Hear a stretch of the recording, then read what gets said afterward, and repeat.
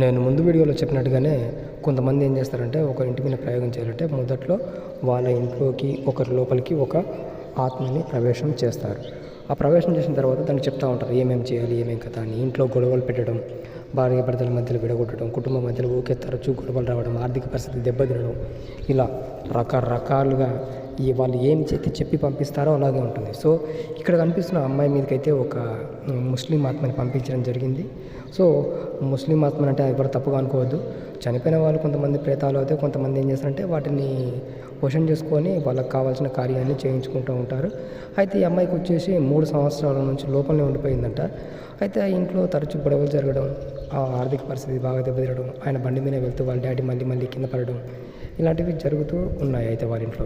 అయితే వాళ్ళు అడిగారు అసలు ఏంటి ప్రాబ్లము అంటే, నేను మామూలుగా చూశాను ఏం ప్రాబ్లం లేదు, మీ భార్యాభర్తల మధ్య అయితే ఏం లేదు అని చెప్తే, ఇక వీళ్ళ అమ్మాయి దగ్గర తీసుకెళ్ళేసరికి వీళ్ళ అమ్మాయి నన్ను చూసి పరిగెట్టడం అంటే అటు ఇటు వెళ్ళడం, నా ముందర కూర్చున్న తర్వాత నేను నాదైన స్టైల్లో నేను చేసేసరికి ఆ లోపల ఉన్న భూతం అనేది వచ్చి స్వయంగా మాట్లాడుతుంది. పలానా నా పేరు, నన్ను ఇలా కొంతమంది పంపించారు అంటే, పంపించిన వాళ్ళు ఎవరు అంటే, పంపించిన వాళ్ళు గీళ్ళు అంటే ఏం చేయడానికి వచ్చామంటే, నేను పలానా సమస్యను క్రియేట్ చేయడానికి వచ్చాను.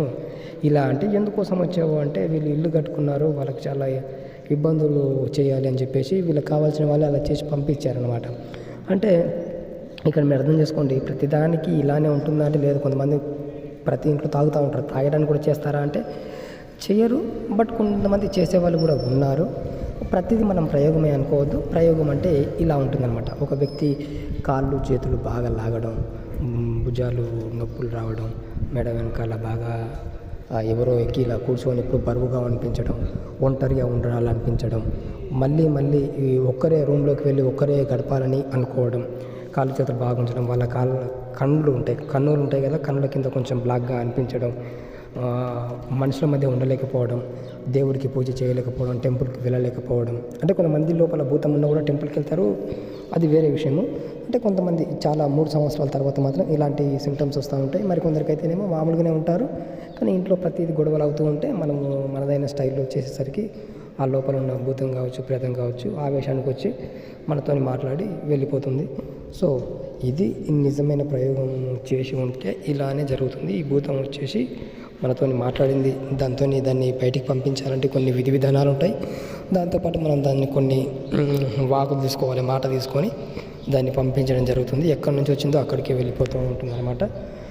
సో ఇది ప్రయోగం జరిగితే తీసేసే పద్ధతి. చాలామంది నీకు అది జరిగింది ఇది జరిగింది అని చెప్పేసి లక్షలు తీసుకునే వాళ్ళు చాలామంది ఉన్నారు. బట్ మనమైతే వీరి దగ్గర ఛార్జెస్ అయితే అలాంటివి ఏం తీసుకోలేదు. సో ఏది ఏమైనప్పటికీ ప్రయోగాల ద్వారా జాగ్రత్తగా ఉండాలంటే ఒకటే చెప్తాను, టెంపుల్స్కి మంచిగా వెళ్ళండి, దేవుడిని నమ్మండి, హ్యాపీగా మీకు ఎలాంటి ప్రాబ్లం రాకుండా దేవుడు మిమ్మల్ని రక్షిస్తాడు. శ్రీ విష్ణు రూపాయ నమః శివాయ.